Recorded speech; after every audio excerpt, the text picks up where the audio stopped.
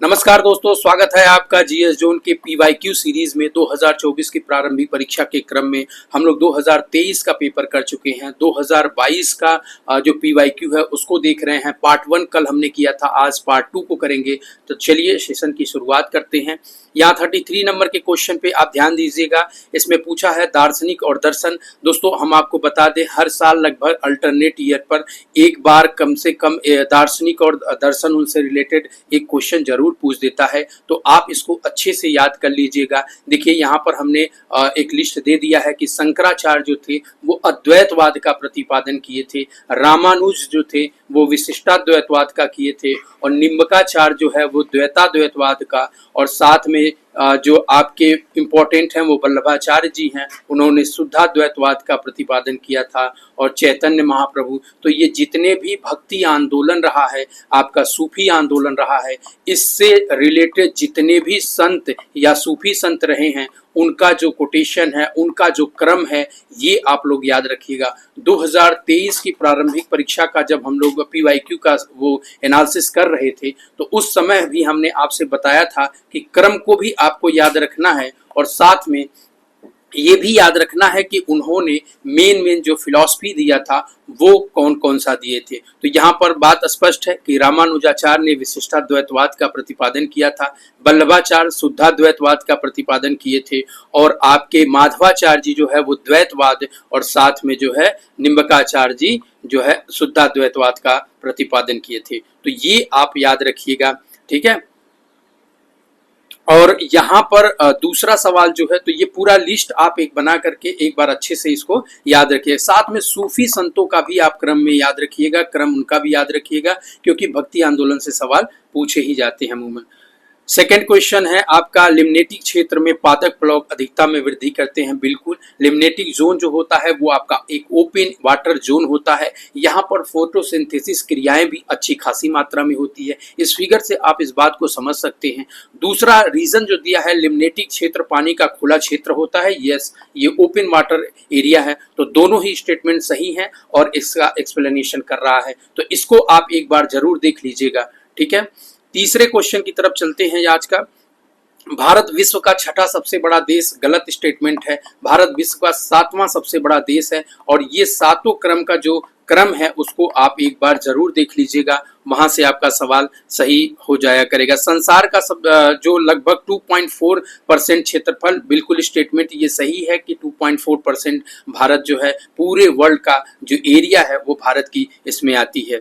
तो कर्क रेखा देश के बीचों बीच से गुजरती है, हाँ बिल्कुल सही बात है। और यहाँ पर एक बात और आप याद रखिएगा, टोटल जो है 8 स्टेट ऐसे हैं जहां से भारत के कर्क रेखा गुजरती है, जिसमें गुजरात है, राजस्थान से थोड़ी सी, मध्य प्रदेश, छत्तीसगढ़, झारखंड, वेस्ट बंगाल, त्रिपुरा और मिजोरम, ये जो राज्य हैं इनसे जो है आपकी कर्क रेखा गुजरती है। तो सवाल ये भी बन सकता है कि पूछ देगा कभी कि कर्क रेखा निम्न में से किस राज्य से नहीं गुजरती है, और उड़ीसा जो कि एकदम पास में इधर साइड से है, और ऑप्शन अगर ऐसे दे करके आपको कंफ्यूज करने की कोशिश करेगा। तो आप याद रखिएगा कि 8 जो है वो स्टेट से होकर के कर्क रेखा आपकी गुजरती है, ठीक है। और कोस्टल एरिया पे कितने स्टेट हैं ये भी आप लोग याद रखिएगा, अमूमन आयोग पूछता रहता है। भारत पूरी तरह से उष्णकटिबंधीय क्षेत्र में स्थित है। नहीं, पूरी तरह से उष्णकटिबंधीय क्षेत्र में नहीं है भारत। आप देखते होंगे कि ये वो जोन है जहां भारत नॉर्थ ईस्ट में जो है इसका लोकेशन है, तो यहाँ वो पूरी तरह से उष्णकटिबंधीय क्षेत्र में नहीं पाया जाता। तो केवल 2 स्टेटमेंट आपके सही हो जाएंगे। इसके अलावा उत्तर प्रदेश के निम्नलिखित में से वन्यजीव अभ्यारण्य, तो देखिए यूपी का जितना भी वन्यजीव अभ्यारण्य है उसको आप एक लिस्टिंग कर लीजिए, और अच्छे से उस लिस्टिंग के माध्यम से जो है आप देख लीजिएगा, तो आपसे ये क्वेश्चन गलत नहीं होगा। ये कतरनिया घाट जो है वो काफी फेमस है, और इस अभ्यारण्य की स्थापना जो है 1975 में की गई थी। तो इसको भी साथ में दुधवा वगैरह जितना भी है, दुधवा है, और आपका महाराजगंज में एक है, रानी का चंदौली में है, तो वो सब आप देख लीजिएगा, वहां से सवाल सही हो जाएगा। अगले सवाल की तरफ चलते हैं। ये एक बात है जो संविधान की मूल संरचना बेसिक स्ट्रक्चर की बात है। बहुत बार सवाल है, केशवानंद भारती बनाम केरल राज्य में ये बात कही गई थी कि जो है संसद जो है किसी भी जो आपका संविधान है वहाँ संशोधन तो कर सकती है, लेकिन इस बात का जरूर ध्यान रखें कि बेसिक स्ट्रक्चर जो है वो कॉन्स्टिट्यूशन का वो चेंज नहीं होना चाहिए। ठीक है, और बाकी जितने भी जो लैंडमार्क जजमेंट रहे हैं उनको आप याद जरूर रखिएगा। जैसे गोलकनाथ बनाम पंजाब जो है वो 1967 में आया था, और बाकी ये यूसुफ बनाम बम्बई वाद है आपका, और उसके बाद बहुत सारे ऐसे वाद हैं। तो कम से कम लगभग 10-15 वाद ऐसे हैं जिनको आपको ध्यान रखना है। आयोग कभी क्रम इनका पूछ सकता है, या इसमें जो जजमेंट हुआ था उस जजमेंट के बारे में पूछ सकता है, तो इसको आप ध्यान रखिएगा। क्रोनोलॉजी हम बार बार आपको इस बात पे जोर दे रहे हैं कि किसी भी घटनाक्रम, चाहे वो मॉडर्न इंडिया हो, चाहे वो पॉलिटी का कोई अमेंडमेंट हो, चाहे किसी भी चीज की कोई बात हो, उसकी क्रोनोलॉजी को आप बिल्कुल पढ़ते समय ये ध्यान देंगे, और वहां पर आपका सवाल आयोग बार बार क्रोनोलॉजी से पूछता रहता है। देखिए अगला ही सवाल पूछा है, गदर पार्टी की स्थापना, चटगांव शस्त्रागार पे जो छापा मारा गया था, इंडियन इंडिपेंडेंट कमेटी जो बनी थी वो, और केंद्रीय असेंबली बम जो फेंका गया। अब ये देखिए 4 घटना दे दिया और चारों घटनाओं का क्रम पूछ दिया है, तो इसीलिए मैं आपसे कहता हूं कि बार बार उस क्रम को जरूर आप ईयर को याद रखिएगा। और यूपी पीसीएस खास करके यूपी पीसीएस और जो बीपीएससी है, ये आपका जो क्वेश्चन का नेचर होता है बहुत ही फैक्चुअल होता है, तो आपको फैक्ट याद करना पड़ेगा, दूसरा कोई भी ऑप्शन आपके पास नहीं है। ठीक है, तो इसको आप ध्यान रखिए। 39 नंबर क्वेश्चन है, व्यक्ति है और संबंध। हाँ जी, यहाँ पर जो क्वेश्चन है वो एक तरह से पूछा गया है। एम एस स्वामीनाथन आप जानते होंगे हरित क्रांति के जनक हैं। अभी हाल ही में इनका नवंबर 2023 में इनका डेथ हुआ है, तो इनको आप अच्छे से देख लीजिएगा। इनको कब पद्म विभूषण पुरस्कार दिया गया है, कब कौन कौन से पुरस्कार दिए गए हैं, इनको आप अच्छे से एक बार जरूर पढ़ लीजिएगा। इनसे सवाल इस साल हो सकता है कि आयोग बना दे। इसके अलावा वर्गीस कुरियन साहब दुग्ध उत्पादन यानी जो आपका मिल्क प्रोडक्शन है, इसके ये मतलब आपका क्या बोलते हैं श्वेत क्रांति जो 1970 के दशक में चली थी, उसके ये जनक कहे जाते हैं। और मोरारजी देसाई जो हैं वो आपके डी का जो 2 है 1, यानी मोरारजी देसाई जो हैं वो बैंकों पर सामाजिक नियंत्रण के लिए जो बात किए थे वो हैं। तो ऐसे जितने भी व्यक्ति जो रिलेटेड हैं किसी बड़े रिवॉल्यूशन से, उनका भी नाम दे करके आयोग पूछता रहता है। तो ये आप जब घटना चक्र पढ़ेंगे तो वहां पर आप एक लिस्टिंग करके उसको भी याद कर लीजिएगा। 40 नंबर का क्वेश्चन जो है वो जनजाति हर बार एक जनजाति आपका इंडिया से पूछेगा और दूसरा वर्ल्ड के लेवल पे पूछता है। तो इंडिया में खास करके जनजाति जो अंडमान निकोबार में पाई जाती हैं या फिर नॉर्थ ईस्ट में जितनी भी जनजातियां पाई जाती हैं, इनको आप ध्यान रखिएगा। आजकल आयोग जो है वो नॉर्थ ईस्ट के जनजाति या फिर अंडमान निकोबार के जनजातियों पर ज्यादा फोकस कर रहा है। उसके बाद जो तीसरी एरिया उसकी फोकस वाली है वो पहाड़ी राज्यों के जनजाति जो हैं उन पे फोकस है। मिडिल वाला पहले पूछता था, अभी हाल में कुछ दिनों से इसको बंद कर रखा है, तो ये याद रखिएगा। ठीक है और दक्षिण भारत से भी उठा करके आजकल क्वेश्चन पूछ देता है। ठीक है, और यहाँ पे कोरिया जनजाति उड़ीसा में है और पालियान तमिलनाडु में है। बाकी ये कुकी वगैरह हैं यहाँ पे पाई जाती हैं। तो इसको मैंने यहाँ पर एक लिस्टिंग दे दिया है, सब अच्छे से इसको याद कर लीजिएगा। 2-3 बार मैप में लोकेट कर लीजिएगा। बार बार यहाँ से सवाल पूछा जाता है, जैसे अंगामी, कोन्याक, ये सब जो नागालैंड की हैं ये बहुत बार पूछी गई हैं। अंडमान निकोबार की जो ओंज है, सोमपेन है, जारवा है, सेंटलीज है, ये जनजातियां पूछी गई हैं। और उसके बाद ये नॉर्थ ईस्ट में आपका जो पहाड़ी क्षेत्र हैं वहां से गद्दी, बकरवाल और इसके थारू आरू जो हम लोग के यहाँ क्षेत्र के हैं, ये सब पूछा जाता है। तो इसमें बहुत अच्छे से लिस्टिंग करके इसमें दिया गया है और आप जो है इसको याद कर लीजिएगा। ठीक है,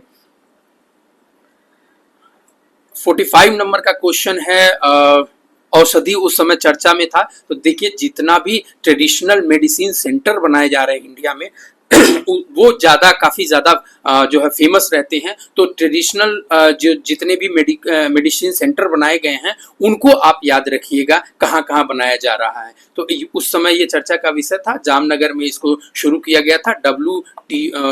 WHO के जो हैं वो आपके सचिव महोदय भी यहाँ पर आए थे, तो इसलिए उस समय ये चर्चा का विषय था। प्रकाश रासायनिक धुंध में सदैव होता है ओजोन। जी हाँ, बिल्कुल, इसमें ओजोन पाया जाता है। ठीक है, और यहाँ पर एक चीज और हम आपको बता दें कि सेकेंडरी और प्राइमरी पॉल्यूटेंट जितने भी होते हैं उनका एक लिस्टिंग बना लीजिए कि प्राइमरी पॉल्यूटेंट कौन सा है, सेकेंडरी पॉल्यूटेंट कौन सा है, उनका एक लिस्टिंग बना करके थोड़ा याद कर लीजिएगा, क्योंकि आयोग बार बार यहाँ से सवाल पूछता रहता है। लता मंगेशकर का सवाल उस समय करंट का था। सुन्नी त्रिकोण की बात किया है, तो देखिए सुन्नी त्रिकोण जो होता है आपका, उसमें कौन कौन सा आता है, टिग्रिस आता है, टिग्रिस और बगदाद और रमादी आता है। ये तीन है, ये हमने फिगर में दिखाया है। ये सुन्नी बाहुल्य क्षेत्र हैं और आपके अरेबियन कंट्री में जितने भी हैं यहाँ सुन्नी बाहुल क्षेत्र हैं, और ये काफी ज्यादा जो है वो इस्लाम को लेकर के काफी कट्टरपंथा दिखाते हैं। तो ये साथ में मैं आपको एक बात और बोलूंगा कि गोल्डन ट्रायंगल बार बार आयोग पूछता रहता है, इसमें म्यांमार, लाओस और थाईलैंड ये तीन है। यहाँ पे ड्रग सप्लाई बहुत ज्यादा की जाती है। इंडिया में भी ड्रग सप्लाई यहाँ से बहुत ज्यादा आती है, जो कि नॉर्थ ईस्ट में भारत के लिए इंटरनल सिक्योरिटी के संदर्भ में एक जो है थ्रेट बना रहता है हमेशा। तो वो आप ध्यान रखिएगा कि ये तीन जो है देश, लाओस, थाईलैंड और म्यांमार, ये तीन देश मिलकर के जो है बनाते हैं आपका गोल्डन ट्रायंगल। साथ में आपसे गोल्डन क्रिसेंट भी पूछता रहता है, जिसमें पाकिस्तान, अफगानिस्तान और ईरान है। इसका आकार आप देखेंगे तो चंद्राकार रूप में दिखाई देता है और इसी वजह से इसको पूछा जाता है। ठीक है, तो इसको भी आप याद रखिएगा। एक लिथियम ट्रायंगल भी पूछा जाता है, जिसमें ए, बी और सी यानी अर्जेंटीना, बोलिविया और चिली, ये तीन कंट्री हैं जो लिथियम के प्रोडक्शन में हाई लेवल पर हैं। तो इनका भी सवाल पूछ लिया जाता है। तो हमने आपको यहाँ 3-4 जितने भी ऐसे ट्रायंगल, क्रिसेंट वगैरह पूछे जाते हैं तो बताने की कोशिश किया है। 73वां अमेंडमेंट संशोधन भारत के स्थानीय शासन के इतिहास में आधार स्तंभ था। बिल्कुल, इसने पंचायती राज व्यवस्था को कॉन्स्टिट्यूशनल राइट प्रोवाइड किया था और इसी की वजह से जो लोकल गवर्नमेंट है, डिसेंट्रलाइजेशन ऑफ पावर है, वो बेहतरीन तरीके से हो सका। तो ये बहुत अच्छी बात थी। और ये ML सिंघवी कमेटी जो कि पंचायती राज व्यवस्था से 1986 में बनाई गई थी, ML सिंघवी कमेटी, उसके रिकमेंडेशन में साथ में सरकारी आयोग जो 1987 में अपनी रिपोर्ट पेश किया था, उसने इसका रिकमेंडेशन किया था कि भैया पंचायती राज व्यवस्था अब ढीले तरीके से नहीं चलाइए, इसको आप कॉन्स्टिट्यूशनल राइट दे दीजिए और अच्छे तरीके से चले। तो 73rd और अमेंडमेंट के थ्रू जो है वो पंचायतों को और 74th अमेंडमेंट के थ्रू जो है वो नगर निगम, नगर पालिका को जो है आपका कॉन्स्टिट्यूशनल राइट 1992 में दिया गया था। तो ये भी आप याद रखिएगा।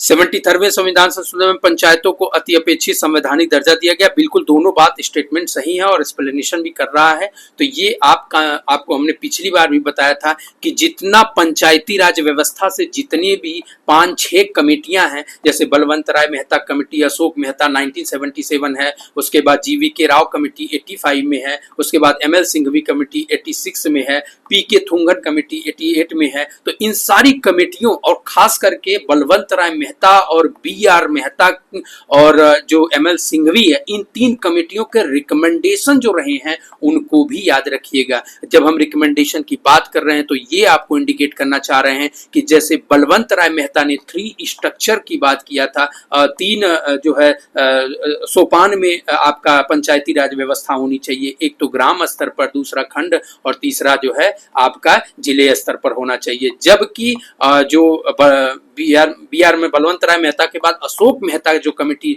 1977 में बनी थी, वो केवल 2 स्ट्रक्चर की बात करती है। केवल 2 स्ट्रक्चर यानी एक जिला स्तर पर और एक जो है ग्राम स्तर पर, खंड को इसने बीच से हटा दिया था। तो वो आप लोग अच्छे से रिकमेंडेशन को ध्यान रखिएगा।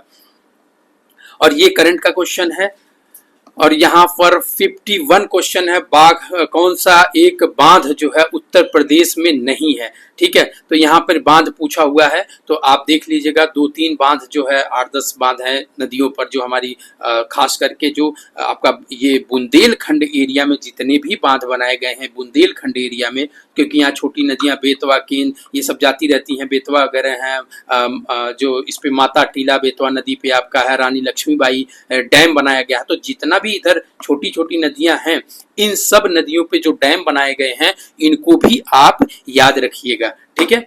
इसके अलावा जो है 52 नंबर क्वेश्चन है मद्रास एल्युमिनियम कंपनी। देखिए यहाँ पर हमने एक लिस्ट बनाया था और हम आपको दिखाना, जी हाँ ये है, और यहाँ पर आप इसको याद रखिएगा, ठीक है। यहाँ पर देखिए हिंडाल्को जो है वो आपका है, हिंडाल्को जो है वो उत्तर प्रदेश में है। एल्युमिनियम जो है यहाँ प्रोडक्शन किया जाता है, संयंत्र है, प्लांट्स बनाया गया है। और उसके बाद नालको जगह पूछ देता है, नालको अंगुल है, अंगुल जो है आपका उड़ीसा में है, तो वहां पर है। बालको छत्तीसगढ़ कोरबा में है। और इंडाल्को भी जो है आपका जो है ये इसमें उड़ीसा में पड़ता है। और मालको जो है वो मेट्टूर में पड़ता है। और फिर उसके बाद अलुपुरम में जो केरला है वहां इंडाल पड़ता है। तो ये जितने भी एल्युमिनियम संयंत्र हैं इनको आप याद रखिएगा। आयोग मैच कराने को आरओ में भी इस सवाल को पूछा है, यूपीपीसीएस में मल्टीपल टाइम इस सवाल को पूछा है, तो ये आप अच्छे से याद रखिएगा। कभी मैच कराने को दे देगा, कभी ये बोलेगा, जैसे ये सवाल पूछा गया है कि एल्युमिनियम संयंत्र कहाँ अवस्थित नहीं है, कौन सा ये गलत है, तो आप मालको को देखेंगे तो मालको आपका जो है वो मद्रास में नहीं मेट्टूर में है, ठीक है। तो ये याद रखिएगा। अगला सवाल जो है Bahujan Samajwadi party, Samajwadi, Telugu Desam, all India, तो ये जितनी भी पार्टियां जो पार्टियों का बनने का जो क्रम है वो आप लोग याद करिएगा, उसको देख लीजिएगा कि कैसे कैसे इसका क्रम बना हुआ है, कैसी पार्टियां बनी हुई हैं। साथ में आप ये भी देखिएगा कितनी ऐसी पार्टियां हैं जो नेशनल लेवल पर उनको दर्जा दिया गया है। 6 पार्टी, अभी आम आदमी पार्टी को जो है वो नेशनल का दर्जा दिया गया है। और ये जो ऑल इंडिया तृणमूल कांग्रेस जो ममता बनर्जी जी की पार्टी है, इसको इससे बाहर कर दिया गया है, क्योंकि नॉर्थ ईस्ट में इनका परफॉर्मेंस जो है वो डाउन हो गया है, ठीक है। तो आप 6-7 पार्टियां ऐसी हैं, एग्जैक्ट मुझे अभी याद नहीं आ रहा है, शायद 6 ही हैं, तो वो देख लीजिएगा कि कौन कौन सी पार्टी जो है नेशनल लेवल पे पार्टी इस समय है, ठीक है। तो यहां से अगला सवाल देखते हैं। सवाल है आपका कि कौन सा शिलालेख जो है वो धार्मिक अशोक का जो शिलालेख है, आप जानते होंगे 14 ऐसे शिलालेख हैं। मतलब वो कौन सा, इसमें 3-4 टाइप के हैं, छोटे शिलालेख हैं, लघु, मध्यम, बड़े वाले हैं। तो ये जो 14 शिलालेख जो इनके बड़े वाले हैं, मेजर रॉक एडिक्ट जिसको बोलते हैं, वो आपके हैं। तो उसमें फर्स्ट नंबर, 5th नंबर और 12 नंबर, 13 नंबर, ये 4 जो हैं बहुत इंपॉर्टेंट हैं। इसमें धम्म की विनीति की बात की गई है 5वें में। एक में उसने अपने आप को ये बताया है कि जो सभी संतान है वो ईश्वर की संतान है, और इसमें उसने अहिंसा के लक्ष्य, अहिंसा की चीजों को दर्शाया है। अब बोला है कि किसी जीव की हत्या नहीं की जानी चाहिए, ठीक है। तो ये भी पहला नंबर। 5वें में धम्म महामात्रों की नियुक्ति उसने न केवल इंडिया में कराया, इंडियन कॉन्टिनेंट में, इसके बाहर भी करवाया था, श्रीलंका में, जैसा कि आप लोग जानते हैं कि अपनी बेटी संघमित्रा को और अपने बेटे राहुल को भेजा था वहां पे प्रचार करने के लिए, तो वो भी आप याद रखिएगा। इसके लेख शिलालेख धार्मिक संश्लेषण समन्वय की बात करते हैं, वो इसका 12वां शिलालेख है। और 13वां शिलालेख भी इसका बहुत इंपॉर्टेंट है, क्योंकि इसका हृदय परिवर्तन जहां हुआ था वो था आपका कलिंग, और कलिंग के युद्ध के बाद इसने अहिंसा को अपनाया था, बौद्ध धर्म को अपनाया था, और ये बात जो है उसके 13वें शिलालेख में लिखी गई है। तो ये इंपॉर्टेंट हो जाता है।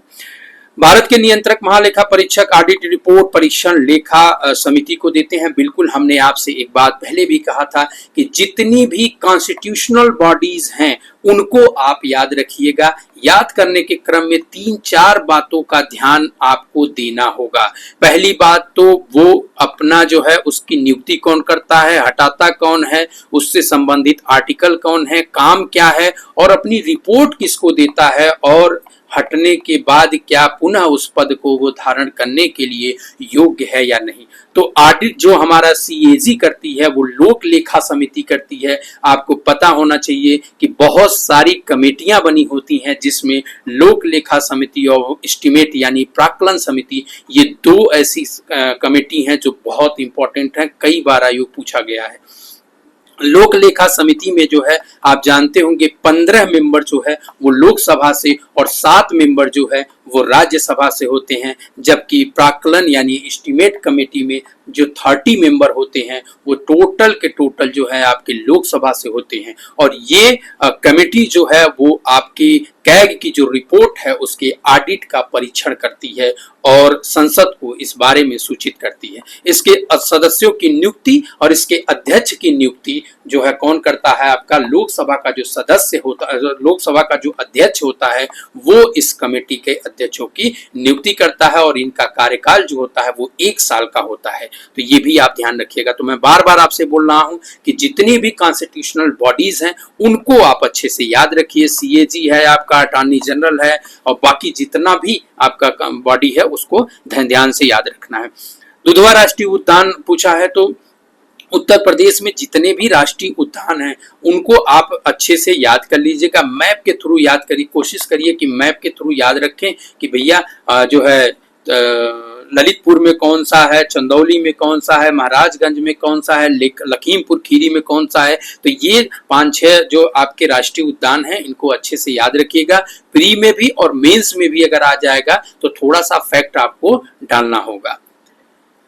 अगले सवाल की तरफ चलते हैं। और केंद्र और उद्योग सेंटर, ये आपको एक लिस्ट दिया हुआ है घटना चक्र के ज्योग्राफी के उद्योग और धंधे नामक चैप्टर में। वहां पर आपका इंडस्ट्री और सेंटर एक लिस्टिंग कर दिया है, उसमें बहुत सारा दिया, Osaka, Detroit, Cuba, Saint Petersburg और आपका कटलरी उद्योग के लिए शेफील्ड है। उसके बाद आपका ये क्या नाम है, यहाँ पे संघाई जो है आपका चाइना में यहाँ पर है। बहुत सारे ऐसे सेंटर उसने दे रखे हैं, उसकी लिस्टिंग आप यहाँ पर देख लीजिएगा और किसके किसके लिए फेमस है। ये हर साल एक सवाल यहाँ से जरूर आयोग पूछता है।